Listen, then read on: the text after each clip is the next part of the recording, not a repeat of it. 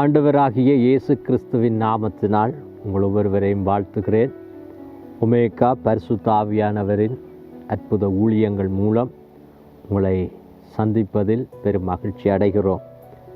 இந்த நாளிலும் தேவனுடைய வார்த்தையை நாம் கேட்கப் போகிறோம்.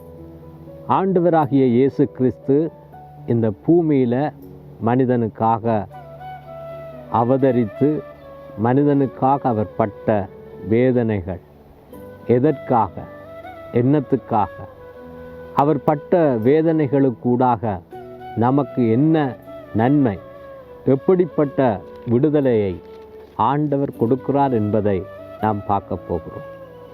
அவர் இப்படியாக நமக்காக பாடுகள் பட்டிருக்கிறார் என்பதை நாம் கேட்கிற பொழுது தேவனிடத்தில் நம்மை ஒப்பு கொடுப்போம். அவருடைய பாடுகள் நம்முடைய பாடுகளில் ஒரு மேன்மையையும் சமாதானத்தையும் உண்டாக்குவதற்கு வல்லமை உள்ளதாக இருக்கிறது. ஆகவே நாம் இந்த நாளில் எசாயா 53வது அதிகாரம் 3வது வசனத்தை இப்பொழுது வாசிக்க கேட்போம். அவர் அசட்டை பண்ணப்பட்டவரும் மனுஷரால் புறக்கணிக்கப்பட்டவரும் துக்கம் நிறைந்தவரும் பாடுகள் அனுபவிக்கிறவருமாக இருந்தார். அவரை விட்டு நம்முடைய முகங்களை மறைத்து கொண்டோம். அவர் அசட்டை பண்ணப்பட்டவராயிருந்தார். அவரை எண்ணாமலே போனோம் என்று சொல்லப்படுகிறது. இதில் பாருங்க, அவர் அசட்டை பண்ணப்பட்டவரும் மனுஷரால் புறக்கணிக்கப்பட்டவருமாய் என்று சொல்லப்படுகிறது. அசட்டை பண்ணப்படுகிறது. அப்போ இந்த உலகத்தில் மனிதர்களை மனிதர் அசட்டை பண்ணி கொண்டிருக்கிறார்கள். ஒரு மனிதன் நல்லது செய்தாலும் அவனை அசட்டை பண்ணுகிறார்கள். ஒரு மனிதன் இந்த பூமியில் தேவனுக்காக அற்புதமான காரியங்களை செய்கிற பொழுதும் ஒரு மனிதன் அசட்டை பண்ணுகிறான். சில குடும்பங்களை மனிதர் அசட்டை பண்ணுகிறார்கள். சில மனிதர்களை மனிதன் அசட்டை பண்ணுகிறார்கள். ஏதோ ஒரு காரணத்தின் நிமித்தம் மனிதர்களை அசட்டை பண்ணுகிறார்கள். மனிதர்கள் செய்கிற வேலைகளை, அவர்களுடைய வார்த்தைகளை, அவர்களுடைய காரியங்கள் ஒவ்வொன்றையும் மனிதன் இன்றைக்கு மனிதனை அசட்டை பண்ணி கொண்டு இருக்கிறார். ஆனால் தெய்வமும் அந்த வழியாகத்தான் நமக்காக கடந்து போயிருக்கிறார். அவர் வானத்தையும் பூமியையும் படைத்த தெய்வம், மனிதனை உண்டாக்கின தெய்வம், மனிதனுக்கு நன்மை செய்த தெய்வம். இப்படிப்பட்ட தெய்வமாக இருந்து இந்த மனிதனுக்காக இந்த பூமியில் மனித அவதாரம் எடுத்து இந்த பூமிக்கு வந்து அவர் தன்னை ஒரு மகிமையின் தெய்வமாக இந்த உலகத்துக்கு வெளிப்படுத்தின பொழுது, அவர் படைத்த உலகத்திலே அவரால் உண்டாக்கப்பட்ட மக்கள் அவரை அசட்டை பண்ணினார்கள். இன்றைக்கு பாருங்க, சில வேளைகளில் சில மனிதர்கள் எந்த மனிதர்களால் ஒரு ஆசீர்வாதத்தையும் நன்மையையும் ஒரு உயர்வையும் பெற்றுக்கொண்டானோ அதே மனிதர்களை இன்றைக்கு மனிதர்கள் அசட்டை பண்ணுவார்கள். குடும்பத்தை அசட்டை பண்ணுவார்கள். தாய் தகப்பனை அசட்டை பண்ணுவார்கள். தனக்கு கற்றுக் கொடுத்தவர்களை அசட்டை பண்ணுகிறார்கள். எதனால் என்று சொன்னால், அவர்களை விட நாங்கள் மேன்மை அடைந்து விட்டோம், நாங்கள் நிறைவுள்ளவர்களாக இருக்கிறோம், அவர்களுக்கு ஒன்றும் தெரியாது என்கின்ற ரீதியில், நாம் தாம் சகலத்தையும் அறிந்திருக்கிறோம் என்கின்ற ரீதியில் மனிதர்களை மனிதன் அசட்டை பண்ணுவார்கள். அப்போ இந்த வழியில் பார்க்குற பொழுது அவர் எல்லாவற்றுக்கும் உடையவராக இருந்தும் அவரை என்ன செய்தார்கள்? அசட்டை பண்ணினார்கள். அடுத்தது, மனுஷரால் புறக்கணிக்கப்பட்டார். அவர் உண்டாக்கின ஜனத்தாலேயே அவர் புறக்கணிக்கப்பட்டார். அவர் உண்டாக்கின ஜனத்தாலேயே அசட்டை பண்ணப்பட்டார். அப்போ அது எதற்காக அவர் அசட்டை பண்ணப்பட்டார்? எதற்காக தெய்வம் புறக்கணிக்கப்பட்டார்? நம் ஒவ்வொருவருக்காக, நமக்கு ஒரு நன்மை செய்யும்படிக்கு அவர் மனிதனால் இப்படி செய்யப்பட்ட காரியங்களுக்கெல்லாம் அவர் ஏற்றுக்கொண்டார். யாருக்காக? அந்த மனித இனத்துக்காக, தீமை செய்கிற மனித இனத்துக்காக, அசட்டை பண்ணுகிற அந்த மனித இனத்துக்காக இதில் சொல்லப்படுகிறோம், புறக்கணிக்கிற அந்த மனித இனம் ஒரு விடுவிக்கப்பட வேண்டும் என்பதற்காக அவர் இவைகளை எல்லாம் தன்னுடைய வாழ்க்கையில் ஏற்றுக்கொண்டார். பாருங்க, எவ்வளவு அருமையான ஒரு தெய்வம். இப்படிப்பட்ட தெய்வம் அவர் நினைத்திருந்தால் இந்த மனிதனை அழித்திருக்கக்கூடும். என்னை அசட்டை பண்ணுகிறார், என்னை புறக்கணிக்கிறார். ஆனால் அந்த மனித இனம் செய்த அந்த காரியத்துக்காக அவர் எல்லாத்தையும் தன்னிலை ஏற்றுக்கொண்டார். துக்கங்களை சுமந்து கொண்டார், அசட்டைகளை ஏற்றி கொண்டார், மனுஷனுடைய புறக்கணிப்புகளை எல்லாம் அவர் ஏற்றுக்கொண்டார். பாருங்க, புறக்கணிக்கப்பட்டவரும் துக்கம் நிறைந்தவரும் பாடுகளை அனுபவிக்கிறவருமாக இருந்தார். அவர் இந்த பூமியில் வந்த பொழுது துக்கம் நிறைந்தவராக. அவர் என்னத்துக்காக துக்கப்பட்டார்? மனிதனுக்காக துக்கப்பட்டார். மனிதனுடைய பாவத்துக்காக அவர் துக்கப்பட்டார். அவனுடைய அக்கிரமம், அவனுடைய மீறுதல்கள், அவனுடைய ஒவ்வொரு காரியம், தான் உண்டாக்கின மனிதர்கள் தன்னை அசட்டை பண்ணி தன்னை புறக்கணித்து தனக்கு விரோதமாக காரியங்களை அறியாமல் செய்கிறது நிமித்தமாக அவர் துக்கப்பட்டார். இன்றைக்கு யோசித்து பாருங்க, வேதம் சொல்லுது, துக்கம் நிறைந்தவராக பாடுகளை அனுபவிக்கிறவருமாக இருந்தார். துக்கம் நிறைந்தவர், பாடுகளை தன்னுடைய சரீரத்தில் அனுபவிக்கிறவராக இருந்தார். இன்றைக்கு ஒரு வேளை நீங்களும் பலவிதமான துக்கங்களையும் பலவிதமான பாடுகளையும் அடைந்து கொண்டிருக்கலாம். நீங்கள் நன்மை செய்யலாம், ஆனால் உங்களை துக்கப்படுத்தி கொண்டிருக்கலாம். நீங்கள் நன்மை செய்யும்படிக்கு நினைக்கலாம், ஆனால் உங்களை என்னவா பாடுபடுத்தலாம். இயேசு கிறிஸ்துவுக்கும் அப்படித்தான் அவர்கள் செய்தார்கள். அப்படித்தான் அவரையும் புறக்கணித்தார்கள், அசட்டை பண்ணினார்கள், துக்கம் நிறைந்தவராக மாற்றினார்கள். இதில் சொல்லப்படுது, பாடுகளை அனுபவிக்கிறவராக அவர்களை மாற்றினார்கள். ஆனால் அவரோ இப்படி அவர்கள் செய்த பொழுதிலும் அவர்களுக்கு அவர் நன்மை செய்ய வேண்டுமென்றே அந்த தெய்வம் அவர்களுக்கு விரும்பினார். பாருங்க, எல்லா காரியத்தையும் இந்த துக்கம், இந்த பாடுகளை அனுபவித்தது, அசட்டை பண்ணப்பட்டது, புறக்கணிக்கப்பட்டது எதற்காக? மனிதன் மேலே வைத்த அன்புக்காக.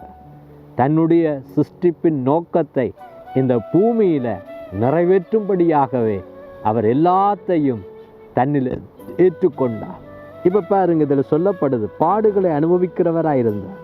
அவரை விட்டு நம்முடைய முகங்களை மறைத்து கொண்டோம். அவரை விட்டு நம்முடைய முகங்களை மறைத்து கொண்டோம்.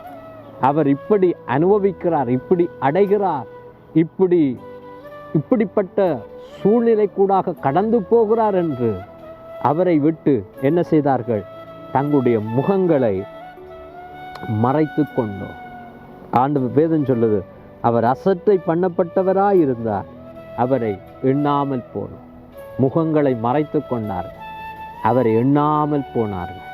ஆனாலும் அந்த தெய்வம் மனிதனுக்காக, மனிதன் மேலே இரக்கம் அன்புள்ள தெய்வம், அந்த மனிதன் அசட்டைப்படுத்துகிறவனையும் அடுத்தது எண்ணாமல் போயிருக்கிறவனும் தன்னை அறியும்படியாக, தன்னுடைய அன்பை உணரும்படியாக இந்த பூமியில் நமக்காக அவர் மனித அவதாரம் எடுத்து பாடுகளை எல்லாம் பட்டார்.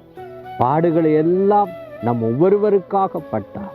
பாருங்க, அடுத்த வசனம் சொல்லுது, மெய்யாகவே அவர் நம்முடைய பாடுகளை ஏற்றுக்கொண்டு நம்முடைய துக்கங்களை எல்லாம் சுமந்தார். நம்முடைய பாடு, நம்முடைய துக்கம் எல்லாம் அவர் தன்மேலே ஏற்றுக்கொண்டார். எப்படிப்பட்ட தெய்வம் பாருங்க. இன்றைக்கு அநேக குடும்பத்தில் அநேக மனிதர்கள் குடும்பத்தினுடைய பாரம், பிள்ளைகளுடைய பாரம், சகோதரர்களுடைய பாரம், எல்லா பாரத்தையும் தங்கள் மேலே சுமந்து கொள்ளுகிறார்கள். அநேகர் சொல்லுவார்கள், இந்த பிள்ளைக்காக நான் எவ்வளவு பாடுபட்டேன், என்னை எவ்வளவு காரியத்தை தியாகம் பண்ணினேன். ஆனால் அவர்கள் மறந்து போகிறார்கள், அவர்கள் மறந்து வாழ்கிறார்கள், கொஞ்சமும் நினைக்காமல் போய்கொண்டிருக்கிறார்கள் என்று சொல்லுவார்கள். இப்போ பாருங்க, இயேசுவும் இப்படிப்பட்ட சூழ்நிலையை தான் நமக்காக அனுபவித்திருக்கிறார். அப்போ இதில் சொல்லப்படுவது, மெய்யாகவே அவர் நம்முடைய பாடுகளை ஏற்றுக்கொண்டு நம்முடைய துக்கங்களை சுமந்தார் என்று சொல்லப்படுது. நம்முடைய துக்கங்களை சுமந்தார், நம்முடைய பாடுகளை அவர் தன்மேல் ஏற்றுக்கொண்டார். பாருங்க, அவர் ஏற்றுக்கொள்ளுகிற பொழுது என் துக்கம், என் பாடுகளை எல்லாம் அவர் தன்மேலே ஏற்றுக்கொள்ளுகிற பொழுது என்னுடைய துக்கம் போகிறது, என்னுடைய பாடுகள் விலகி போகிறது. அப்போ அதில் சொல்லப்படுது, நாமோ அவர் தேவனால் அடிக்கப்பட்டு வாதிக்கப்பட்டு சிறுமைப்பட்டவர் என்று எண்ணினோம். அவர் இப்படிப்பட்ட ஒரு சூழ்நிலைக்குள்ளாக போய் சிறுமைப்பட்டு போனதுக்கு காரணம் நமக்காக, நாம் உயர்ந்திருக்கும்படி, நாம் ஆசீர்வதிக்கப்படும்படி, நம்முடைய துக்கத்திலிருந்து விடுதலை அடையும்படி, நம்முடைய பாடுகளிலிருந்து விடுதலை அடையும்படி, நாம் அசட்டை பண்ணப்படுகிற சூழ்நிலையில் தேவனை நோக்கி பார்க்கும்படிக்கு தேவன் இப்படிப்பட்ட ஒரு சூழ்நிலைக்காக கடந்து போனார். யாருக்காக? நம் ஒவ்வொருவருக்காக தேவன் கடந்து போனார். பாருங்க, இப்படிப்பட்ட காரியம் என்ன நன்மை தேவன் சொல்லுகிறார். நம்முடைய மீறுதல்களின் நிமித்தம் அவர் காயப்பட்டார். அப்போ அவருடைய உடம்பில் உண்டான காயங்கள், கசை அடிகள், வேதத்தில் சொல்லப்படுது, ஆணிகளால் துளைக்கப்பட்ட அந்த காயங்கள், அவருடைய உடம்பு முழுவதும் காயங்கள். எதற்காக? அவரை வேதனைப்படுத்துவதற்கு ஏதுவாகவா? நம்முடைய காயங்கள் ஆற்றப்படுவதற்காகவே அவர் நமக்காக காயப்பட்டார். அப்போ அவருடைய காயங்களுக்கூடாக, அவருடைய வேதனை கூடாக என்ன நமக்கு கிடைக்கிறது? நமக்கு ஆறுதல். நம்முடைய காயங்கள் ஆற்றப்படுகிறது, நம்முடைய வேதனைகள் நீக்கப்படுகிறது. அதற்காகத்தான் நாம் நம்முடைய காயங்கள் ஆற்றப்பட, நாம் விடுவிக்கப்படும்படியாக அவர் தன்னுடைய சரீரத்தில் காயப்பட்டார். அவருடைய வேதனை நம்முடைய வேதனைக்கு சுகத்தை கொடுக்கிறது, நம்முடைய காயங்களுக்கு விடுதலை கொடுக்கிறது. அப்போ பாருங்க, அடுத்தது சொல்லப்படுகிறது, நம்முடைய அக்கிரமங்களின் நிமித்தம் அவர் நொறுக்கப்பட்டார். நம்முடைய அக்கிரமங்கள், மனிதன் பலவிதமான அக்கிரமங்களை இன்றைக்கு செய்து கொண்டிருக்கிறார். அவனுடைய அக்கிரமத்திலிருந்து அவன் விடுவிக்கப்படும்படியாக அவர் நொறுக்கப்பட்டார். அல்லேலூயா. அப்போ அடுத்தது சொல்லப்படுது, நமக்கு சமாதானத்தை உண்டு பண்ணும் ஆக்கினை அவர் மேல் வந்தது. அப்போ நமக்கு சமாதானம் கிடைக்க வேண்டும் என்பதற்காக அவர் நமக்காக ஆக்கினை அடைந்தார். அடுத்த வசனம் சொல்லுது, அவருடைய தழும்புகளால் நாம் சுகமானோம். அப்போ ஆண்டவர் அடிக்கப்பட்டது, நொறுக்கப்பட்டது, காயப்பட்டது எதற்காக? அவரை அவமானப்படுத்தி அவரை வேதனைப்படுத்துவதற்காக அல்ல. அந்த பாடுகள், அந்த வேதனை, அந்த காயங்கள், அந்த அவமானங்கள், அந்த நொறுக்கப்பட்ட காரியமெல்லாம் நாம் ஒவ்வொருவரும் விடுவிக்கப்படும்படியாக, நம்முடைய அக்கிரமம் நீங்கும்படிக்கு, நம்முடைய நோய்கள் சுகமாகும்படிக்கு, நமக்கு சமாதானம் உண்டாகும்படிக்கு அவர் அப்படிப்பட்ட சூழ்நிலை கூடாக கடந்து போனார். இதை கேட்டுக்கொண்டிருக்கிற என் அன்பு சகோதரனே, சகோதரியே, நீயும் ஒருவேளை நொறுக்கப்பட்டு கொண்டிருக்கிறீங்களா? துக்கப்பட்டு கொண்டிருக்கிறீங்களா? சமாதானத்தை இழந்து போயிருக்கிறீங்களா? ஒன்றுக்கும் கவலைப்படாதீர்கள். ஆண்டவர் உங்களை விடுதலையாக்கும்படிக்கு, உங்கள் துக்கத்தை நீக்கும்படிக்கு, உங்கள் நொறுக்குதலை தேவன் மாற்றும்படிக்கு, உங்கள் அக்கிரமங்களை நீக்கும்படிக்கு, உங்களுக்கு சமாதானம் கொடுக்கும்படிக்கு, உங்களுடைய நோய்களை சுகமாக்கும்படிக்கு அவர் அந்த கட்டத்துக்குள் கடந்து போனார். உங்கள் வாழ்க்கையில் நீங்கள் அடைகிற ஒவ்வொரு சூழ்நிலைகளையும் பார்க்குற பொழுது இயேசுவை பாருங்க. இயேசுவை பார்க்குற பொழுது உங்களுடைய வேதனைகள், உங்களை ஏமாத்துகிறவர்கள், நீங்கள் மற்றவர்களுக்காக படுகிற பிரயாசங்கள் ஒவ்வொன்றையும் கர்த்தர் உங்களுக்கு விடுதலை கொடுப்பார். நாம் ஜெபம் பண்ணுவோம். பிதாவே, இந்த வார்த்தைகளுக்காக உமக்கு நன்றி.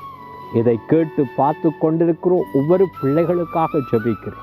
யார் யார் இன்றைக்கு நன்மை செய்யப்பட்டு அசட்டை பண்ணப்படுகிறார்களோ, யார் யாருக்கெல்லாம் நன்மை செய்யப்பட்டு அவர்களால் துக்கப்படுத்தப்படுகிறார்களோ, ஆண்டவரே, அதற்காகத்தான் நீர் மனிதனை அந்த துக்கத்தை மாற்ற, மனிதனை அந்த வேதனையை நீக்கும்படிக்கு நீர் எங்களுக்காக எல்லாவற்றையும் அனுபவித்தீர். மனிதனுடைய அக்கிரமங்கள், மனிதனுடைய நோய்கள், மனிதனுக்கு சமாதானம் கொடுக்கும்படிக்கு நீர் உம்மை ஒப்பு கொடுத்தீர் அப்பா. இன்றைக்கு யாருடைய உள்ளத்தில் சமாதானம் இல்லையோ அவர்களுக்கு உம்முடைய காயங்களால் சமாதானம் பெறட்டும். அக்கிரம கட்டுக்கள் நீங்கி போகட்டும். வியாதிகள் எல்லாம் உம்முடைய நாமத்தினால் சுகம் உண்டாகட்டும். யார் யாராலையெல்லாம் நன்மை புறப்பட்டப்பட்டு அவர்களால் அசட்டை பண்ணப்பட்டு இன்றைக்கு அவர்களை குறித்து வேதனையோடு துக்கத்தோடு இருக்கிறார்களோ அவர்கள் ஆறுதல் படுத்துவீராக. இயேசு கிறிஸ்து இந்த பூமியில மனிதனை உண்டாக்கி மனிதனுக்காக வந்து அந்த மனிதர்களே அந்த தெய்வத்தை வேதனைப்படுத்தினார்கள். ஆனால் அந்த மனிதனுக்காக நீர் உம்மை ஒப்பு கொடுத்தீர். மனிதனுடைய பாவத்தை நீக்கும்படியாக ஒப்பு கொடுத்தீர்.